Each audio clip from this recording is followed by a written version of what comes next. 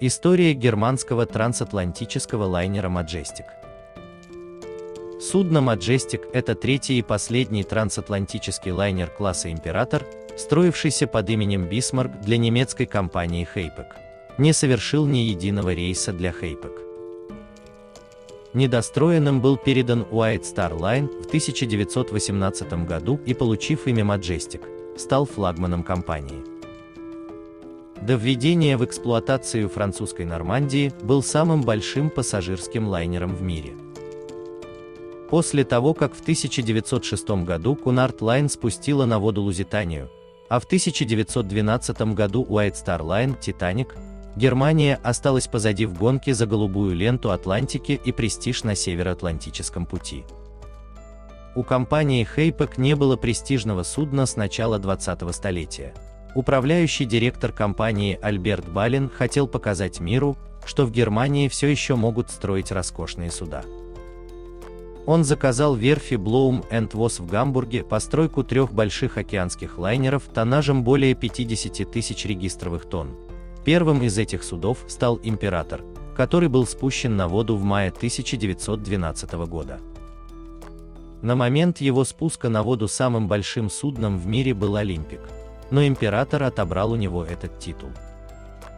В 1913 году был спущен «Фатерланд» тоннажем в 54 282 регистровых тонны, побив рекорд своего брата. «Фатерланд» прослужил в Hapag недолго. 28 июля 1914 года началась Первая мировая война, которая застала судно, когда оно стояло в порту Нью-Йорка после очередного рейса. Через 3 года после начала войны, в 1917 году, судно было реквизировано американским правительством. Третье судно было решено назвать Бисмарком, но к началу Первой мировой войны оно еще не было закончено. Судно было спущено на воду 20 июня 1914 года, но вся работа над ним была приостановлена, и неотделанный лайнер поставили на прикол в акватории верфи. В то время как Фатерлянд играл важную роль в перевозке американских солдат, Бисмарк оставался неудел, как, впрочем, и его собрат Император, простоявший в Гамбурге до самого перемирия 11 ноября 1918 года. Германия была уверена, что выиграет войну, а Император планировал отправиться на Бисмарке в триумфальный кругосветный круиз. Германия проиграла войну. Все 3 гигантских судна Альберта Балина были переданы Великобритании и Соединенным Штатам. Император отдали Cunard Line и переименовали в Беренгарию, сделав ее флагманом компании. Фатерланд достался американской судоходной компании United States Line и был переименован в Левиафан, также получив разряд флагмана. Незаконченный Бисмарк, как замену затонувшему Британику, отдали White Star Line. Недостроенный Бисмарк стоял на приколе в Германии. White Star Line потребовала, чтобы судно было достроено на верфи Blohm & Voss, но под наблюдением людей из Harland & Wolff. В 1920 году, во время завершения отделочных работ, на Бисмарке начался пожар. Огонь потушили, но повреждения оказались значительными. Великобритания подозревала саботаж со стороны немецких строителей, ведь они должны были отдать свое судно противнику. Однако работа продолжалась до 1922 года, когда судно было закончено. Немецких корабелов злила сама мысль о том, что они строят корабль для победившего противника Великобритании. Лайнер был построен с именем Бисмарк на носу и корме и окрашен в цвета Hapag. Каюта капитана на время строительства была переоборудована в гальюн. 12 апреля 1922 года Бисмарк получил новое имя – Majestic, буквально величественный. Его компаньонами стали Олимпик и другой немецкий лайнер – Гомерик, прежде Колумб. В пятницу 12 мая 1922 года Majestic отправился в свой первый рейс из Саутгемптона в Нью-Йорк. Его капитаном был коммодор White Star Line Бертрам Хёйс, который был переведен с Олимпика. Судно великолепно выглядело с его 3 трубами и длинным черным корпусом. Легко можно было разглядеть сходство с лайнерами класса Олимпик. Из 3 труб Маджестика только 2 были рабочими. Третья была вентиляционной. Когда Majestic был передан White Star Line, он стал новым флагманским судном компании. Так же, как у Олимпика, у Majestic была открыта прогулочная палуба по всей длине надстройки. В 1923 году Majestic доказал свою быстроходность, пройдя Атлантику со средней скоростью в 24,75 узла.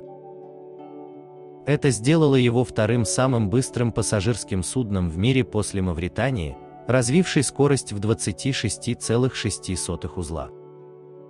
В том же году на борту Majestic было перевезено 2625 пассажиров, самое высокое число пассажиров за всю историю White Star Line. В следующем году на корпусе появилась трещина, достаточно большая, чтобы отправить судно в Белфаст для ремонта. После ремонта лайнер продолжил работать, а в 1925 году он установил личный рекорд, перейдя через Атлантику со скоростью в 25 узлов. На этом лайнере Атлантический океан пересек поэт Маяковский, в результате чего судно попало в стихи под названием Majestic.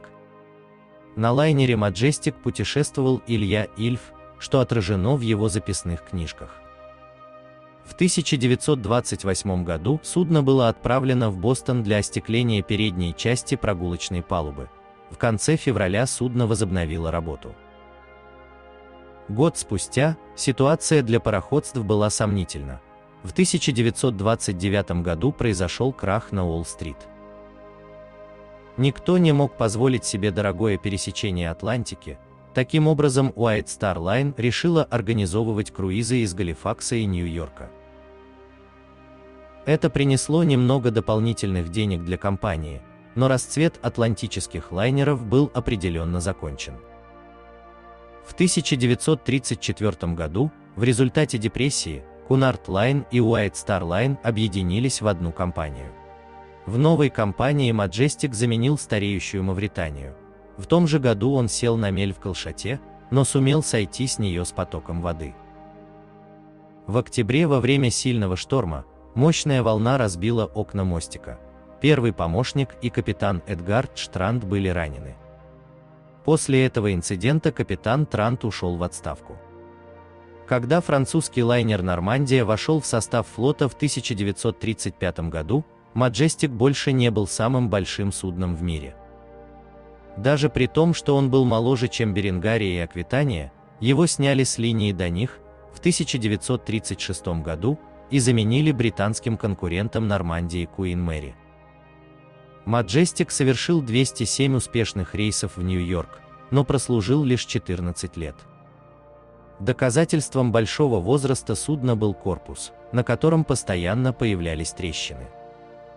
15 мая он был продан за 115 тысяч фунтов стерлингов ДОС, Ворд на слом. В июле Majestic был спасен, хотя и Адмиралтейством. Они нуждались в нем как в учебном судне, и после преобразования за 472 тысячи фунтов стерлингов Торникрофт в Саутгемптоне, которое включало удаление черных вершин труб, укорачивание мачт и демонтаж почти всех спасательных шлюпок, судно было передано Адмиралтейству. Все еще в цветах White Star Line, судно было переименовано в Каледония. В 1937 году судно покинуло Саутгемптон и направилось к своему новому дому в Россайд, Шотландия. 29 сентября 1939 года судно загорелось и затонуло. Оно было полностью разрушено, и в марте 1940 года его еще раз продали ДОС, W Ward на слом. Они разобрали судно до ватерлинии, и 3 года спустя остов третьего самого большого судна в мире отбуксировали к свалке.